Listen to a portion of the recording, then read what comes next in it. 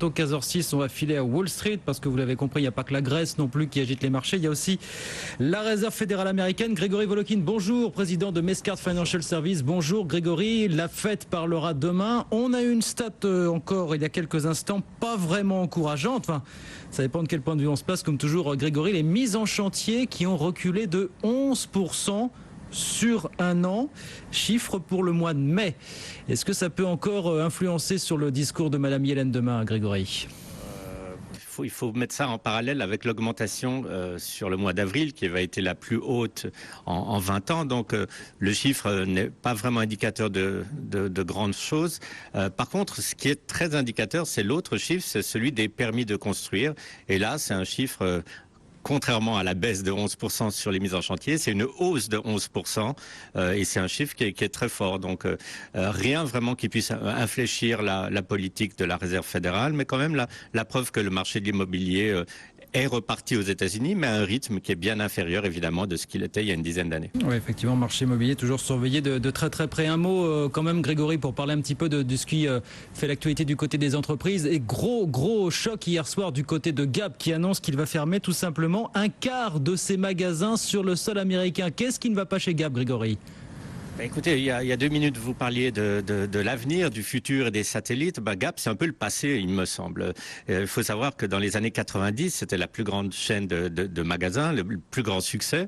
Et puis, en fait, c'est plutôt passé de mode. Maintenant, les jeunes, les millénials, qu'est-ce qui les intéresse ? C'est d'avoir chacun une allure personnalisée. Ils ne veulent pas d'un uniforme un peu bon chic, bon genre sportif de chez Gap. Gap a essayé d'imposer 2 ou 3 styles et ça a été un désastre. Il y a 2 ans, ils ont engagé quelqu'un qui a fait toute une ligne de vêtements gris et noirs, ce qui ne correspondait pas du tout actuellement à ce que le public de Gap attendait. Donc maintenant, où ils en sont ? Ils en sont à couper le nombre de magasins, 25%, c'est énorme. Il va rester que 500 magasins aux États-Unis. Ils vont prendre une charge de 130 millions de dollars, mais même ça semble assez énigmatique puisqu'ils disent qu'ils vont économiser 25 millions par année. Donc ça semble pas être des mesures qui vont redresser la barre.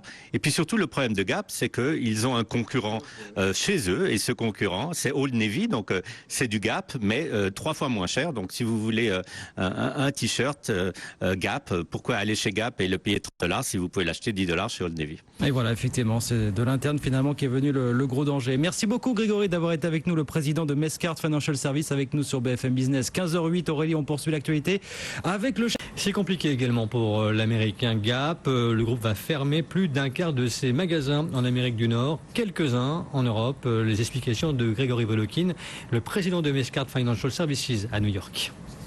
Il faut savoir que dans les années 90, c'était la plus grande chaîne de magasins, le plus grand succès.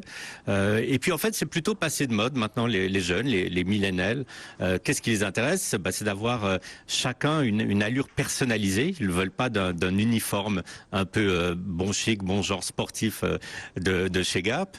Gap a essayé d'imposer 2 ou 3 styles et ça a été un désastre. Donc maintenant, où ils en sont ? Ils en sont à couper le nombre de magasins, 25%. C'est énorme. Il va rester que 500 magasins aux États-Unis. Ils vont prendre une charge de 130 millions de dollars, mais même ça semble assez énigmatique puisqu'ils disent qu'ils vont économiser 25 millions par année. Donc ça semble pas être des mesures qui vont redresser la barre. Et puis surtout, le problème de Gap, c'est qu'ils ont un concurrent chez eux, et ce concurrent, c'est Old Navy, donc c'est du Gap, mais 3 fois moins cher. Donc si vous voulez un t-shirt Gap, pourquoi aller chez Gap et le payer 30 dollars si vous pouvez l'acheter 10 dollars chez Old Navy ? Grégory Volokin, le président de Mescart Financial Services.